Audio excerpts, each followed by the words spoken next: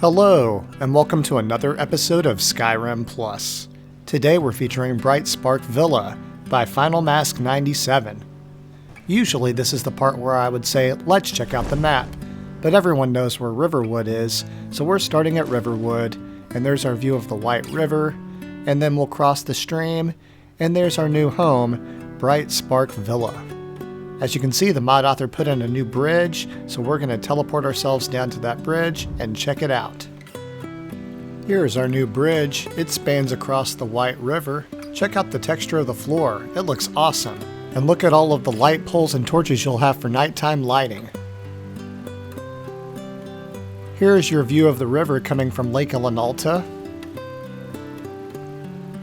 And here is your view going towards Riverwood and Whiterun.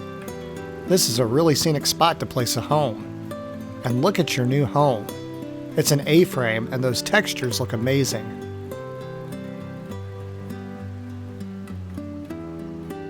As we round the corner, we find a spot for crafting. It's a white stone gazebo. To the right, you can see your smelter, and to the left, you can see your grindstone, anvil, and forge. I really like the look of this stone flooring. There's your tanning rack, named storage for leather and pelts. There's your workbench, smithing storage. Then you have ingredient storage, potion storage, and a chest to store whatever. There's your alchemy lab, and then there's your arcane enchanter. And speaking of enchanting, look at this enchanting view of the side of the home. Look at the wind gently blowing through the plants on the rooftop. There's a side door giving you access to your living room. And here is the patio with some potted plants, dream catchers, a couple of chairs, and a Skyrim-themed custom rug. How cool is that? And on the side tables, you can collect and place your insects in a jar. Here's a side garden, and check out this beautiful tree. What a scenic spot. As we travel to the back of the home, you'll see that you have a couple of thistle plants and a structure that looks a little like a doghouse. And the home structure is deceptively large.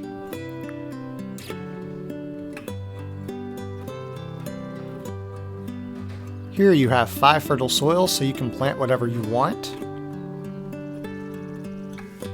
And then check out the foliage on the side of the home. It gives the home a comfortable lived-in feel.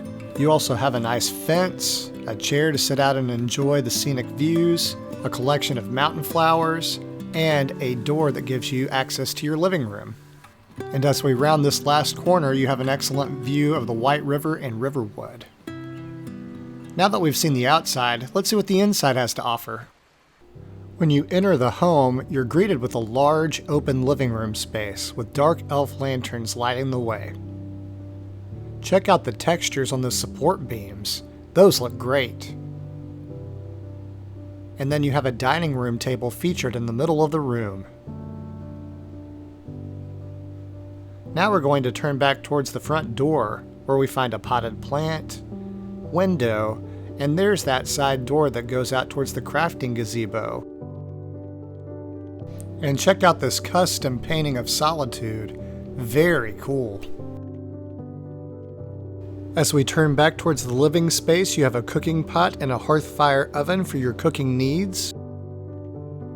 There's a bench for your followers to sit on if they're visiting you, and a bookshelf for the bookworms of Skyrim.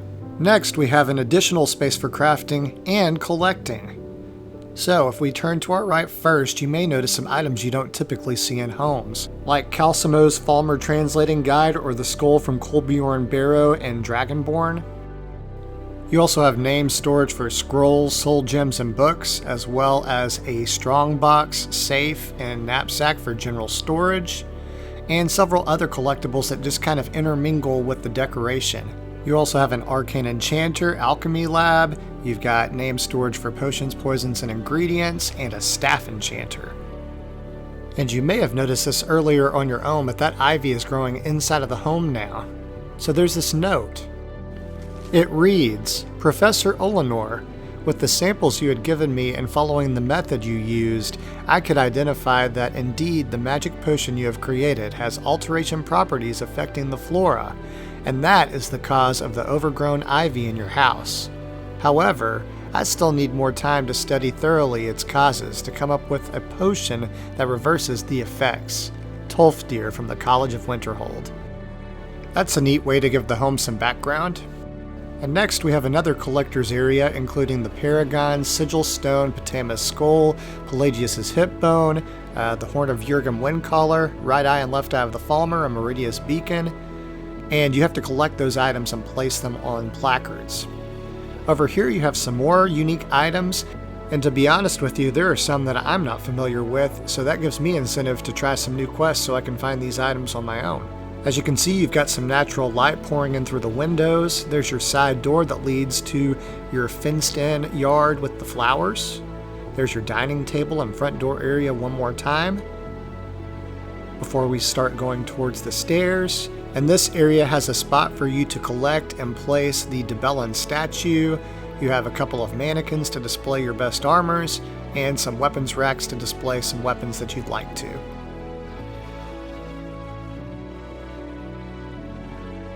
As we come up the stairs, you can notice that A-frame ceiling, and alongside of one wall you have shield and weapons plaques.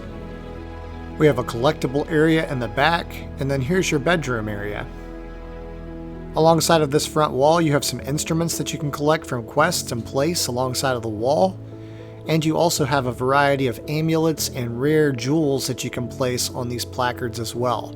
Those aren't provided, you'll collect them and then place them there, so it gives you incentive to quest. And as we approach the bed, you'll notice that we have some more collectibles. These are different rings you can collect through quests in the game, and it gives you incentive to collect those as well. There's your double bed, and there's another view of those weapons and shield plaques on the wall. Those look really nice. I of course placed the shields and weapons that are on those don't come with the mod. There's a chest to your right. It looks like you have a small dining table to the right as well. You have a wardrobe that's through those clear drawers. There's a fireplace, although I haven't figured out how to light the fire quite yet. And then here is a collectible space. You can see the dragon claws along the outside. And as you get closer, you'll notice that you have the 9 shrines to the divines inside, and you have a nail to put each of the amulets on that you'll collect and eventually display. Having all of those shrines in one spot is definitely a handy feature. Now that we've seen the inside, I'm going to show you a couple of shots of the home with my ENB versus vanilla lighting. This is my ENB. And this is vanilla lighting. This is my ENB. And this is vanilla lighting. Now that we've seen all of the features of the home and those differences in lighting, it's time for final thoughts. Bright Spark Villa is a beautiful player home located just outside of scenic Riverwood. This home features some fantastic 4K textures. My personal favorites are the plants along the side of the home. As far as function, you have all expected cooking and crafting, 5 fertile soils, and all 9 shrines. And for the unique item collectors of Skyrim, this offers some incentive for you to collect those items, even some you don't typically see highlighted. If you don't care about living with children or followers but want a good-looking home and somewhere to store some cool collectibles, this could be the home for you. I hope you enjoyed this one. This concludes our feature of Bright Spark Villa. If you enjoyed the show, please click the like button and leave a comment with your thoughts. To see more of my past tours, click the playlist on the top left. To see my future content, click the channel icon on the bottom left to subscribe. And to never miss an episode, click the bell icon to receive notifications of when I post. As always, thanks for watching. I'll catch you on the next episode.